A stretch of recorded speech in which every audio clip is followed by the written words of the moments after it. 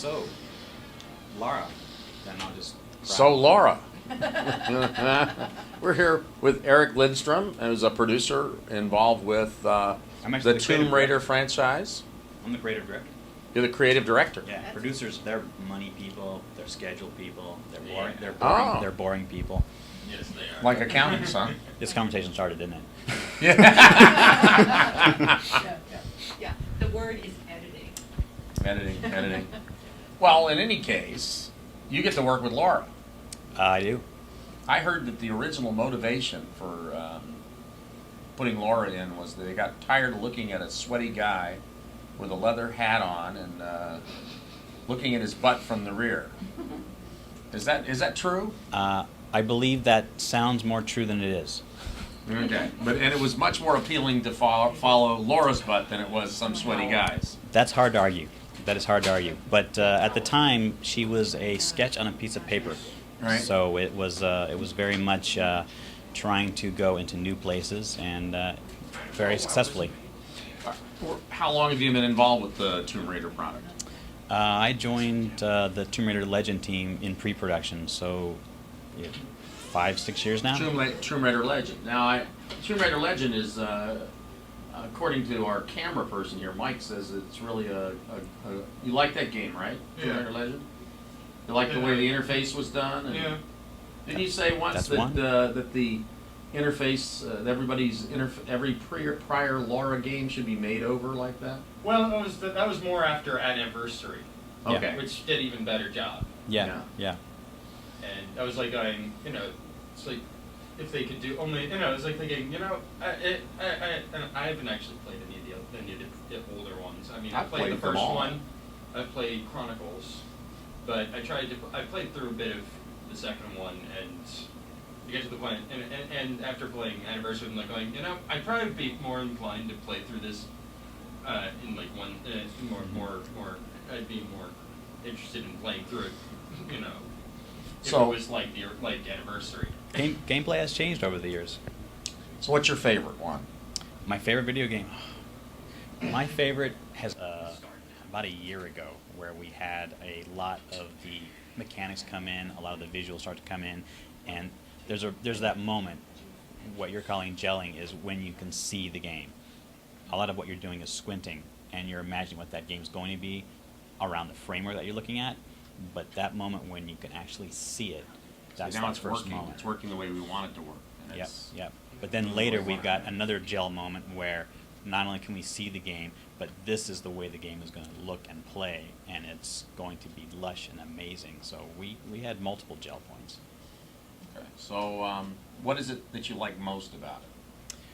What I like most is that it truly is an epic adventure. It is something that is emotional in the way you respond to it. It's like that T-Rex moment in the classic Tomb Raider, that it's not just about fighting a creature. It's about walking down a hallway, hearing a sound, seeing a big foot come down. A T-Rex is in front of me. What do I do about it? I'm gonna run. It's not about, I'm gonna press this button and I'm gonna. It's about, oh my God, what am I gonna do in this scenario? Those people who stood there and fought that thing died real quick. Oh yeah, and that's what is most exciting to me about Underworld, is that there's a lot of exploration, there's a lot of discovery, but there's a continually fresh set of emotional reactions as you go through the game that makes it feel like a grand adventure. So I like it a lot because it's underwater. It's not just Underworld, it's underwater. Water has been a traditional mainstay of Tomb Raider experiences, but they often are frantic experiences. You trying not to drown, you're trying to find the next air pocket.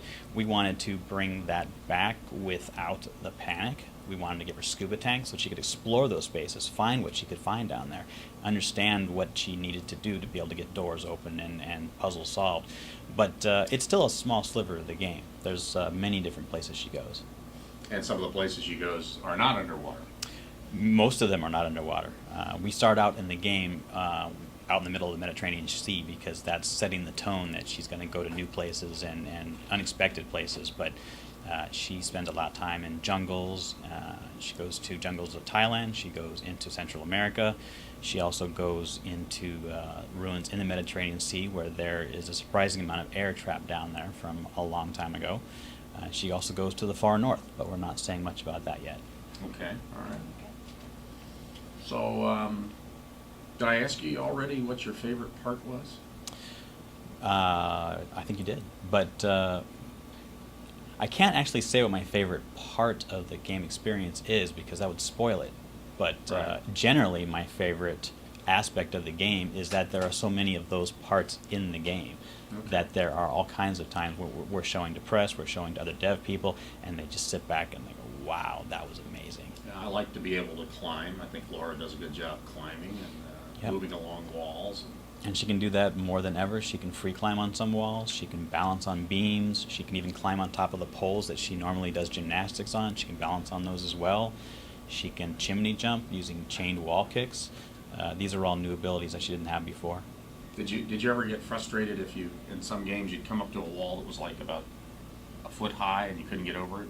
Yeah, Used to drive me nuts. Yeah. Why the heck? Well, that's why from almost day one we developed this philosophy: what could Lara do? And it's not about what she would do; it's about what she's capable of doing. And we wanted to apply that philosophy so that players, no matter whether they were hardcore gamers or mainstream players, would be able to understand what they could do because their intuition told them what they could do. Not that they had to memorize a bunch of arbitrary game rules of, oh, if you see a tree there, there's going to be an invisible wall. I can't go that direction. But to have it make intuitive sense to people.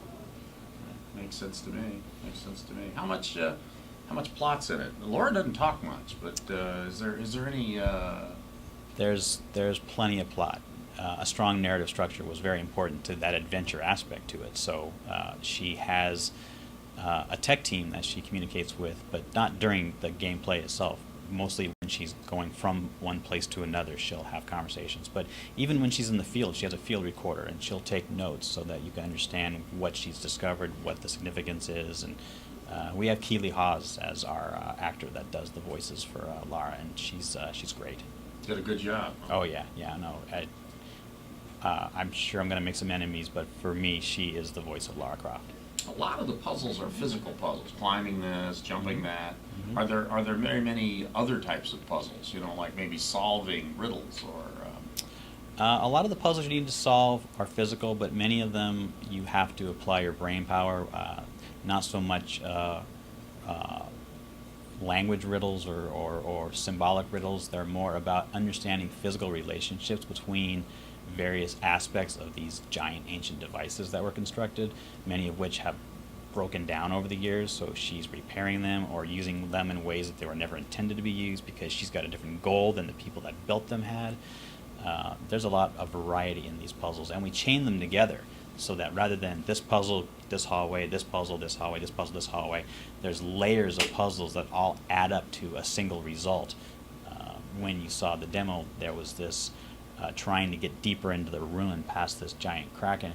If you actually wrote down all the different puzzle steps that it took to get through there, it's a surprising number, and sometimes people don't even realize that they're puzzles because they just feel like they're dealing with obstacles and challenges in the space. If you had one thing that you wanted to communicate to the audience out there, the fan base, and people that maybe haven't even been brought into the fan base yet but should take a look at it, what would you tell them?